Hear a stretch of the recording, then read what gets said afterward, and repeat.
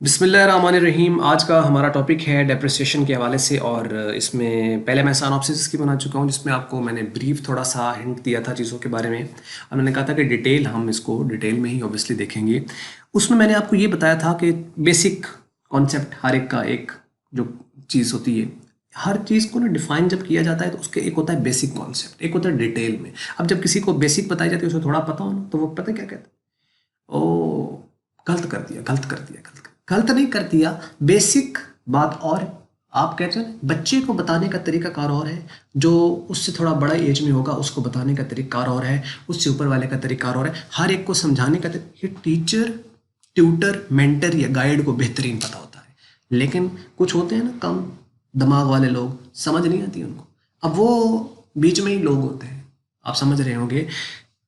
अजीब किस्म का एक बिहेवियर बनता है। छोटी बात बताओगे तो कहेगा बड़ी बताओ, बड़ी बताओगे तो कहेगा कमाल कर दिया, बेसिक तो बताया ही नहीं। तो अब मिक्सअप बताओगे तो कहेगा कमाल है, मिक्सअप कर दिया, सारा बेसिक भी बता दिया, सारा एडवांस भी बता दिया, कमाल कर दिया। अब कुछ ना कुछ तो करना पड़ेगा कि नहीं। हाँ, अब मैं आपको इसमें बेसिक लेवल से समझाऊंगा, कोशिश करूंगा जितना मुझे पता है, और उसको हम फिर आगे एक्सप्लेन करते हैं। हाँ, जब कोई क्वेश्चन आएगा तो हर क्वेश्चन का आंसर होता है, हर क्वेश्चन का आंसर होता है। कोई क्वेश्चन करे तो सही, क्वेश्चन करे तो सही, कोई कब करेगा तो आंसर मिलेगा ना। हम दिल ही दिल में सोचते रहते हैं, दिल में हम बनाते हैं सवाल, दिल में हम जवाब दे देते हैं। खुद बनाया सवाल, खुद दे दिया जवाब, बेहतरीन हो गया, कमाल। और उसी में हम खुश रहते हैं, सारी ज़िंदगी बिता देते हैं। अब यहाँ कुछ बेसिक चीज़ें मैं ऑब्वियसली थोड़ा सा इसको बेसिक से लेकर चलूँगा, थोड़ा सा कोशिश करूँ एक्सप्लेन करने की, और फिर मजीद क्या टॉपिक तो ख़त्म नहीं होता है ना। टॉपिक तो अब डेप्रिसिएशन आप शुरू हो जाए, कोई बंदा आ जाए, उसके ऊपर बहस जब शुरू कर देंगे तो बहस में तो बहुत दूर टॉपिक निकल जाएगा। खाली डेफिनेशन में बहस बहुत ज़्यादा लंबी निकल जाएगी। थोड़ा सा हिंट यहीं देते हुए गुजर जाऊँगा, क्योंकि अभी मैंने बताया ना, ये जो लेक्चर्स हैं ना, ये एडवांस लेवल पे तो हम करा नहीं रहे हैं। ये हैं सिर्फ आईकॉम वाले बच्चे, जो कि ज़्यादातर मैट्रिक के बाद साइंस पढ़ी होती है, या साइंस ही पढ़ी होती है, आर्ट्स पढ़ी। मैट्रिक में तो कोई अकाउंटिंग नहीं पढ़ गया है, इसका मतलब उसको यहाँ पे कुछ थोड़ा बेसिक कॉन्सेप्ट देना होगा, जिससे उसका दिमाग में कुछ बात तो बैठे उसके दिमाग के अंदर कि असल में अच्छा ये चीज़ होती है, अच्छा ये चीज़ होती है। बेसिक जब बच्चे को क्लियर हो जाएगी ना, उसका कॉन्सेप्ट क्लियर हो जाएगा, आपको ज़्यादा पढ़ाने की जरूरत नहीं। इतना बच्चा बेवकूफ़ नहीं होता जितना हम उसको समझते हैं। हम उसको कह के ना कि तो बेटा कर कुछ नहीं सकता है, कुछ नहीं कर सकता, ये है वो है, तो ये है, बहुत पीछे रह जाता है। ऐसा इन प्रैक्टिकल ऐसा नहीं, ऐसा नहीं है। आइए हम इसको शुरू कर लेते हैं। अब इसमें टॉपिक हमारा ये होगा कि डेप्रिसिएशन क्या है और इसकी कैरेक्टरिस्टिक्स सामने लिखी हुई है, लेकिन इसकी एक्सप्लेनेशन की जरूरत है, मैं एक्सप्लेन करूंगा। वैसे तो सीधा सीधा है, स्क्रीनशॉट लो खुद पढ़ लो, नहीं, लेकिन इसके अंदर कुछ डिटेल होगी वो मैं बताऊंगा। आइए हम उसको शुरू कर लेते हैं। देखिए जी, सबसे पहले जो इसकी बेसिक डेफिनेशन होती है ना एसेट की, बेसिक जो डेफिनेशन होती है एसेट की, वो आपके पास क्या होगा मैं आपको बता देता हूं। आमतौर पर जो हम डेफिनेशन करते हैं वो ये कहते हैं कि depreciation is the reduction in the value of asset on account of use. मतलब ये रिडक्शन है, मतलब डिक्रीज है in the value of asset on account of use. अब यही कॉमन डेफिनेशन बेसिक, ये ठीक है अपनी जगह पर, लेकिन अगर इसके ऊपर बहस की जाए तो गलत हो जाएगी। अब वो कैसे गलत हो जाएगी, चले अब हम शुरू करते हैं। पहले हम इसी को ले लेते हैं, reduction in the value of asset on account. Asset हम इस्तेमाल करते चले जाते हैं ना, उसकी वैल्यू में जो कमी आती है उसको हम क्या कहते हैं, डेप्रिसिएशन कहते हैं। अच्छा, पहली चीज आई ए एसेट, ठीक है, एसेट्स। तो क्या सारे एसेट्स पर होता है? नहीं नहीं नहीं, सारे एसेट्स पर नहीं होता, फिक्स्ड एसेट पर। सारे करंट एसेट पे तो नहीं होता ना। क्या, चलो हम ये कह लेते हैं एसेट्स पर होता है, ये बात ठीक है। लाइबिलिटीज पे तो डेप्रिसिएशन नहीं होता है ना, एसेट्स पर होता है, लाइबिलिटीज पर डेप्रिसिएशन नहीं होता। इसका ये बात यहां तक ठीक है कि गलत नहीं है, अपने एंगल पे वो भी ठीक है। लेकिन हम ये कह सकते हैं कि हाँ, लाइबिलिटीज पे तो डेप्रिसिएशन होता नहीं है, एसेट्स पे होता है, बिल्कुल बात ठीक है। लेकिन क्या सारे एसेट्स पर होता है? नहीं, सारे पर नहीं होता, फिक्स्ड पर होता है। किस पे होता है?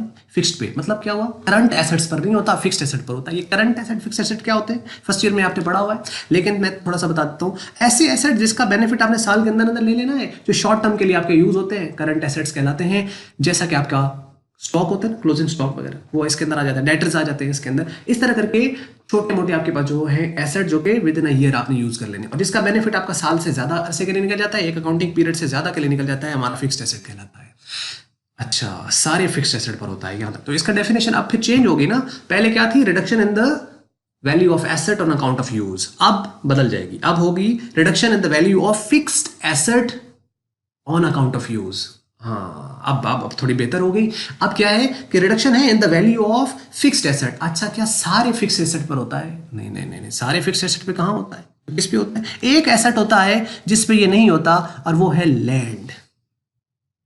लैंड पे क्यों नहीं होता है? क्योंकि लैंड में उसमें क्या डेप्रिसिएशन क्या होता है, वेयर एंड टेयर, तोड़ फोड़। तो लैंड में तो कोई तोड़ फोड़ नहीं होती है। बिल्डिंग में तोड़ फोड़ हो सकती है, लैंड तो लैंड है, उसकी वैल्यू हमेशा बढ़नी है या कॉन्स्टेंट रहेगी, और वो भी मार्केट वैल्यू फ्लक्चुएट कर रही है, उसकी वैल्यू में कोई कमी नहीं आती है। आप मालिक है ना लैंड के, आपकी अपनी जमीन है, उसके अंदर क्या होगा, कोई वैल्यू में कमी। और आप देख लो जो जमीनें आज से, आप चलो 30-40 साल पहले आप देख लो, क्या आज उनकी वैल्यू वर्थ हुई है?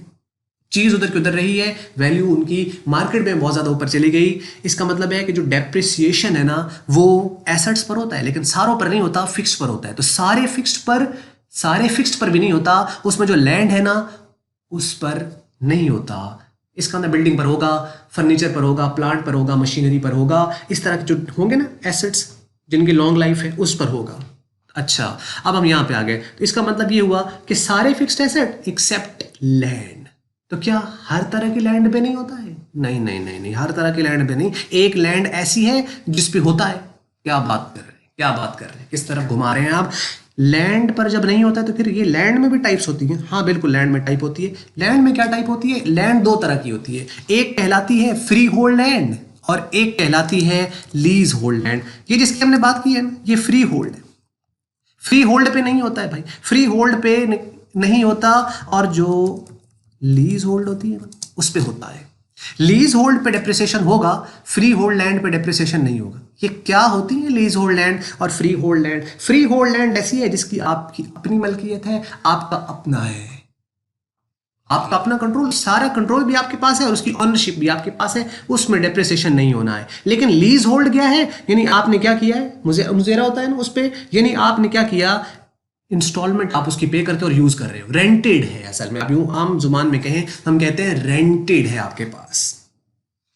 अब जब रेंटेड होगी तो इसका क्यों होगा जी डेप्रिसिएशन? क्योंकि ये पर्टिकुलर टाइम के लिए मिली हुई है। अगर आपने 5 साल के लिए लैंड ली है ना, तो इसका मतलब ये है कि over the span of the 5 years आपने इस एसेट से बेनिफिट जो लेना है ना वो लेना है। अगर 5 साल गुजर गए, एसेट आपके काम में नहीं रहेगा।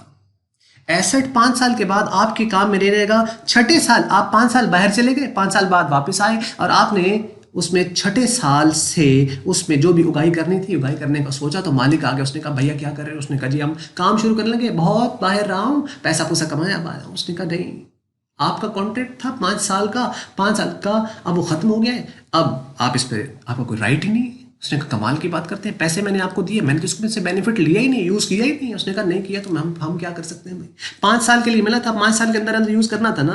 अब आपने उगाया नहीं उगाया, हमारा तो उसके साथ कोई नहीं। अब अगर उगाना चाहते हो 100 बिस्मिल्लाह उगाओ ज़रूर, लेकिन अगला पैसा लाओ। अगला पैसा लाओगे तब उगाओगे, नहीं लाओगे नहीं उगाओगे। बात समझ लग रही है? इसका मतलब ये हुआ कि जो लीज होल्ड लैंड होती है वो डेप्रिशिएट होगी। मतलब क्या है, उसका एक टाइम स्पैन है, टाइम स्पैन के अंदर अंदर आपको यूज करना है, और अगर टाइम स्पैन के अंदर आपने यूज नहीं किया, डेप्रिशिएट कर जाएगा। थोड़ा सा मैंने कॉन्सेप्ट इसमें दिया। अब मजीद इसके ऊपर कुछ इसके कैरेक्टरिस्टिक्स हैं जो हम बात कर लेते हैं यहाँ पे। लो जी, अब खाली यूज पे नहीं होता है ऐसा, देखो ना टाइम फैक्टर कह रहे, इसका मतलब ये भी जरूरी नहीं है कि खाली यूज किया जाए, किसी और भी फैक्टर्स हैं, और ये कहलाते हैं इसके कॉजेज, डेप्रिसिएशन के कहलाते हैं कॉजेज। अब कॉजेज दो तरह के होते हैं, एक होता है इंटरनल, एक होता है एक्सटर्नल। एक कहलाता है इंटरनल, एक कहलाता है एक्सटर्नल। इंटरनल क्या होते हैं, एक्सटर्नल क्या होते हैं, अगली वीडियो में हम डिस्कस करेंगे। यहां तक कि वीडियो बहुत लंबी हो जाती है, वीडियो लंबी हो जाती है तो देखता नहीं है। और वैसे भी जब वो उसके ऊपर 15-20 मिनट आ रहे होते हैं ना, कि अब तो कहते हो इतनी लंबी वीडियो छोड़ यार, इसका पता नहीं क्या कॉन्सेप्ट, कौन से कुछ ना कुछ तो होगा ना। कुछ तो वाकई वीडियोस ऐसी होती है जिसके अंदर बस पॉजेज ज़्यादा होते हैं, काम की बात कम होती है, बस ऐसे चल रहा है, उसमें वाकई बोरियत हो जाती है। लेकिन यहाँ मैं जो आपको कोशिश करूँगा ना, बताने की कोशिश करूँगा कि वो पूरी चीज़ आप तक डिलीवर हो जाए। जितना फायदा, अगर किसी को 1% भी किसी को फायदा हो गया ना, मेरा काम हो गया। 100% तो काम ही नहीं है, हर एक को फायदा लेने आता नहीं है, कुछ आएंगे फायदा लेने के लिए, और कोई होगा जो पूरी देखेगा, कोई पूरी नहीं देखेगा। ये आप सबके साथ ऐसा होता है, जितनी मर्जी अच्छी वीडियो हो ना उसके ऊपर आता है ना डिसलाइक आए होते हैं। फर्क कोई नहीं पड़ता है, लाइक डिसलाइक से कोई फर्क नहीं पड़ता है, यकीन जानिए। सिर्फ ये एक कॉन्सेप्ट है जिसमें लगता है अच्छा यार वीडियो को लाइक किया, अच्छा यार डिसलाइक कर दिया यार, इसको कमाल कर दिया है, कोई फर्क नहीं पड़ता है, वाकई कोई फर्क नहीं पड़ता है। हाँ लेकिन किसी एक को भी फायदा हो गया, अपना काम पूरा हो गया। असल में ये वीडियो थी उसके लिए, वीडियो थी ही उसके लिए जो फायदा लेने के लिए आया, जो नहीं आया उसके लिए थी नहीं, तो उस बेचारे ने डिसलाइक करके जाना है, कोई मसला नहीं है। आ जाइए आगे हम इसको डिस्कस कर लेते हैं। एक बात क्लियर हो गई होगी कि फिक्स्ड एसेट पर होता है, लेकिन लैंड, फ्री होल्ड लैंड के अलावा सारे फिक्स्ड एसेट पर डेप्रिसिएशन होता है। ऑन अकाउंट ऑफ यूज भी हो सकता है, और टाइम गुजर जाए उस बेस पर भी हो सकता है, टेक्नोलॉजी चेंज हो जाए किसी बेस पर भी, लेकिन फ्लक्चुएशन इसके अंदर शामिल नहीं। फ्लक्चुएशन क्या होती है? मार्केट में कीमत का उतार चढ़ाव, वो तो बढ़ते रहते हैं, कम बढ़ गया कम हो गया, बढ़ गया कम हो गया, ये तो आएगा, इसके अंदर उतार चढ़ाव मार्केट में आता रहेगा। लेकिन एसेट की कॉस्ट, उसकी रिडक्शन और चीज है, मार्केट की वैल्यू की बेस पर वो बढ़ चढ़ नहीं रही है। डेफिनेशन जो यहां पे लिखी हुई है ठीक है ये, और reduction in the value of fixed asset from any cause, किसी भी कॉज की वजह से जो फिक्स्ड एसेट की वैल्यू में कमी आती है अदर देन फ्लक्चुएशन। फ्लक्चुएशन के अलावा किसी भी कॉज से एसेट की वैल्यू में कमी आएगी, डेप्रिसिएशन कहलाएगा। कुछ कैरेक्टरिस्टिक्स हैं उसके अंदर, मजीद ये कैरेक्टरिस्टिक्स के साथ मजीद थोड़ा क्लियर हो जाता है। अब आ जाइए, अब ये पॉइंट वही है जो तकरीबन मैंने डिस्कस कर दिए, पढ़ लेते हैं। Depreciation is an expired cost of an asset, किसी भी एसेट की एक्सपायर्ड कॉस्ट होती है। अच्छा ये एक्सपायर्ड कॉस्ट क्या होती है आपको पता है? एक एक्सपेंडिचर होता है और एक एक्सपेंस होता है। अगर इसमें आपको फर्क पता है तो मेरा ख्याल है ये पॉइंट मुझे एक्सप्लेन करने की जरूरत नहीं है। अब नहीं पता, पता है नहीं पता है।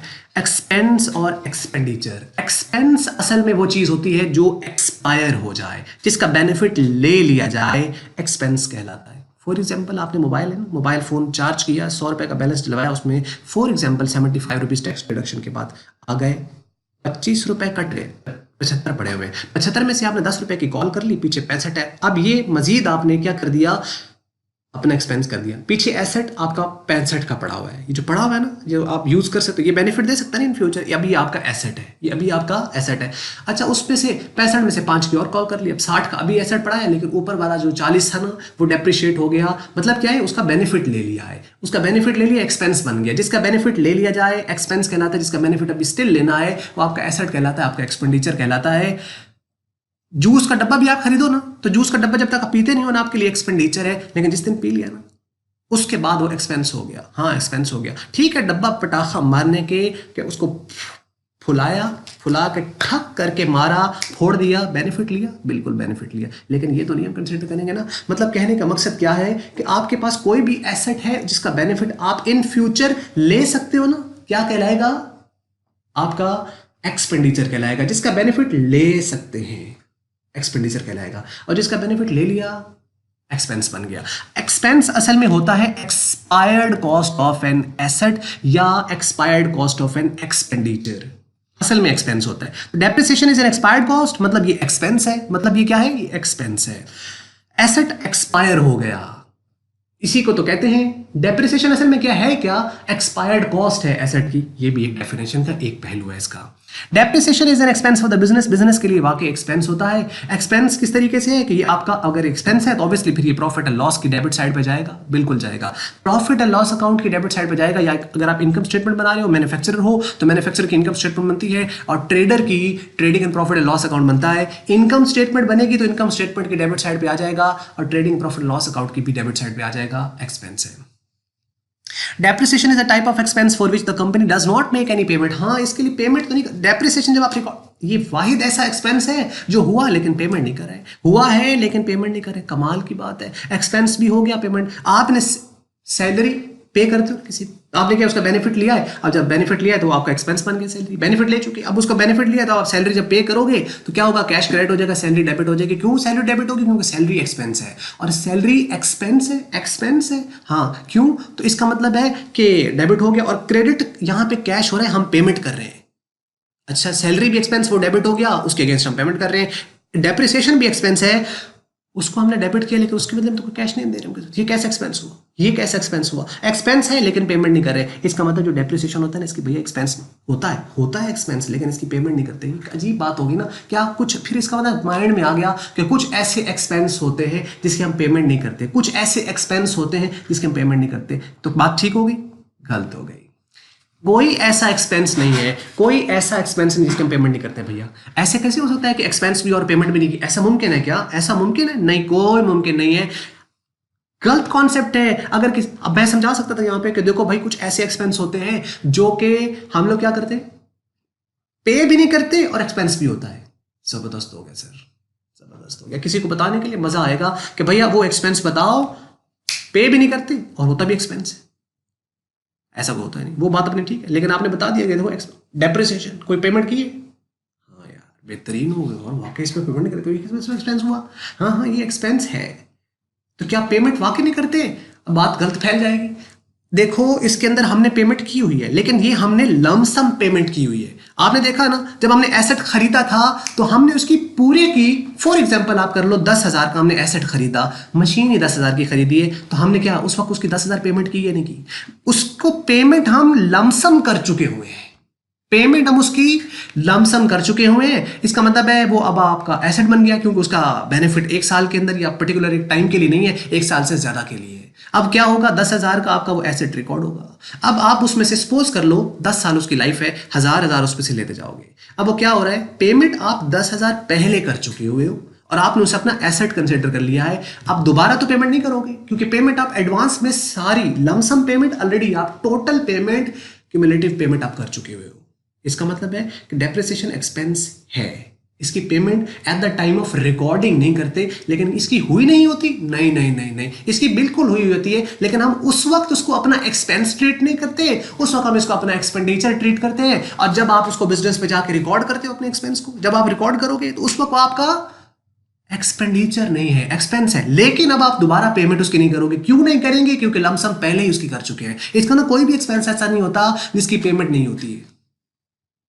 अगर एक्सपेंस है, अगर पेमेंट आपकी नहीं हुई है, तो इसका मतलब फिर पेमेंट या तो करनी है या आप पहले कर चुके हो। इसके अलावा कोई दूसरी बात नहीं। आप सोच लो, कोई सा एक्सपेंस ऐसा निकालो पूरी अपनी इस अकाउंटिंग में से कि जिसका आपका एक्सपेंस भी हुआ, पे किया भी नहीं एडवांस में, और इन फ्यूचर पे करना भी नहीं है और अभी किया भी नहीं है। ऐसा मुमकिन नहीं है। अब अगर एसेट होगा तो in in in past you have paid, आप उसको लिए पास्ट में कुछ पे कर चुके हो। और अगर वो आपका एक्सपेंस बना करंट का, करंट ईयर का एक्सपेंस है, और जब करंट ईयर का एक्सपेंस और इन फ्यूचर आपने उसको पे करना है ना, तो फिर ठीक है, फिर भी पेमेंट नहीं की, वाकई नहीं की, लेकिन करनी तो है। तो क्या बनेगा, फॉर एग्जांपल सैलरी आपने किसी को नहीं दी, एडजस्टमेंट करते हैं ना 11वें चैप्टर के अंदर फर्स्ट ईयर में, उसमें क्या होता है, सैलरी टू सैलरी पेएबल लिखते हैं हम, सैलरी टू सैलरी पेएबल। क्यों करते हैं ऐसा? क्योंकि सैलरी आपका क्या है, एक्सपेंस है, और सैलरी पेएबल मतलब आपके ऊपर लायबिलिटी बन गई। अच्छा ठीक है, अगर एक्सपेंस साथ बन रहा है ना, तो या तो आपका कोई एसेट कम हो रहा है, और अगर एसेट कम नहीं हो रहा है तो लायबिलिटी बढ़ रही है। जबरदस्त हो गया। अगर कोई आपका एक्सपेंस हो रहा है ना, अगर कोई आपका एक्सपेंस हो रहा है, तो या तो कोई आपका एसेट कम हो रहा है, और अगर एसेट कम नहीं हुआ ना, तो फिर साथ कोई लायबिलिटी बन रही है। इसके अलावा कोई ऑप्शन बनती नहीं। अब एसेट कैसे कम होगा, जैसे कैश हुआ तो कैश कम हो गया, और अगर कैश भी करंट एसेट कम नहीं हुआ तो फिक्स एसेट कम हो रहा होगा। अब फिक्स एसेट ऐसे ही है कि जैसे हम डेप्रिसिएशन नॉर्मली रिकॉर्ड करते हैं, तो क्या होता है, depreciation to asset account, depreciation to यानी एसेट की वैल्यू को हम कम कर देते हैं। एसेट की वैल्यू को हम, क्योंकि उसकी प्रोडक्टिविटी कम हो जाती है, उसकी वैल्यू को हम क्या कर देते हैं, कम कर देते हैं। दूसरे एंगल से अगर आप देखो तो इसका मतलब यह है कि हमने उसकी क्या करनी है, पेमेंट करनी है, तो लायबिलिटी बन जाएगी। ये बात मेरा ख्याल है ज़्यादा डिटेल में जाने की ज़रूरत नहीं है। वैसे तो इसके एक पॉइंट पर पूरे पूरे लेक्चर्स हैं, लेकिन मैं मुख्तसरन थोड़ा सा आपको बताना चाहूँगा, शायद आपको अच्छा लग रहा हो। आ जाइए नेक्स्ट पॉइंट की तरफ। कंपनी पेमेंट नहीं करती है जी इसकी, हाँ नहीं करती है, लेकिन पहले की होती है। अब उसके बाद depreciation is N estimation not an exact amount. हाँ एग्जैक्ट कैसे एस्टिमेट, मैं कैसे बता सकता हूँ कि मेरा फर्नीचर इस साल इतना डेप्रिशिएट हो जाएगा, अंदाजा लगाऊंगा। पास्ट एक्सपीरियंसेस की बेस पर कुछ डेटा होता है, उसके बेस पर कुछ एनालाइज्ड होते हैं, वो एनालिसिस करते हैं, एनालिसिस करने के बाद वो एक रेट निकालते हैं कि इतना कम से कम या ऑन एन एवरेज हमारा एसेट इस पर्टिकुलर टाइम के अंदर इतना डेप्रिशिएट होता है, तो वो रेट निकल आएगा उसकी बेस पर। तो ये एस्टिमेशन एग्जैक्ट अमाउंट नहीं होती है। Depreciation is taken on all assets except land, सारे एसेट्स पर लिया जाता है। आप यूं कह लो यहां पे on all fixed asset, on all fixed asset except land, सारे फिक्स्ड एसेट पर होता है सिवाय लैंड पर, ठीक है, लैंड पर नहीं होता। और वो लैंड कौन सी है? वो फ्री होल्ड लैंड। और फ्री होल्ड लैंड मैंने आपको बता दिया। Depreciation is a taken on the lease hold. Lease hold land पर डेप्रिसिएशन होता है, मैंने अभी बता दिया आपको ऊपर।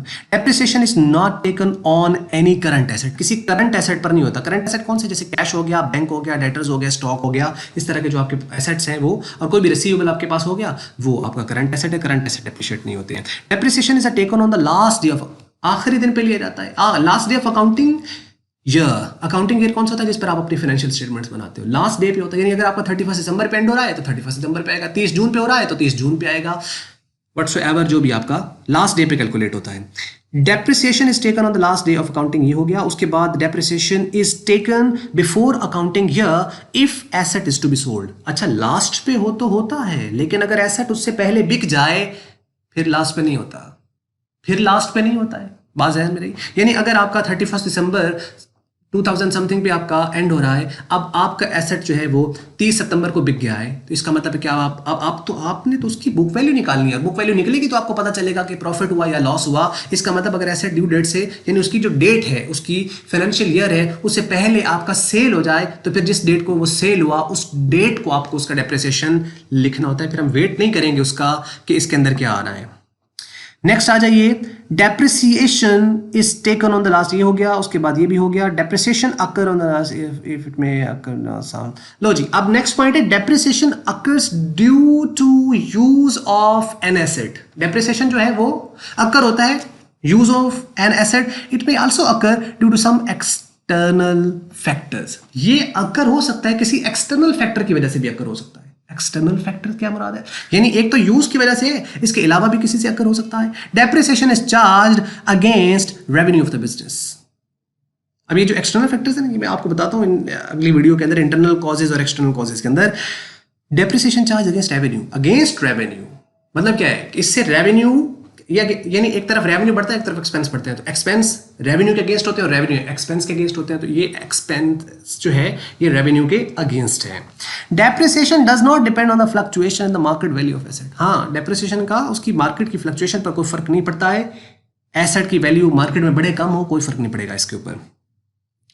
Total depreciation of an asset can not exceed it's depreciable value. Depreciable value क्या होती है? कॉस्ट में से स्क्रैप वैल्यू निकाल दो तो जो बाकी आएगा उतना। अब ये डेप्रिशिएबल वैल्यू से कभी भी आपका डेप्रिसिएशन ज्यादा नहीं हो सकता है। डेप्रिशिएबल वैल्यू क्या होती है? कॉस्ट में से स्क्रैप निकाल दो। स्क्रैप का मतलब है कि एसेट की लाइफ खत्म हो गई, लेकिन फिर भी वो कुछ ना कुछ बिक जाएगा। जैसे लोहे की कुर्सियां हैं, आपने पूरा साल इस्तेमाल कर लिया, लेकिन अब वो बैठने के काबिल नहीं रही, बिल्कुल टूट फूट गई, लेकिन फिर भी कबाड़िया उसको ले लेगा चंद पैसों में, वो उसकी स्क्रैप कहलाएगी। या इसको सॉलिड वैल्यू भी कहा जाता है।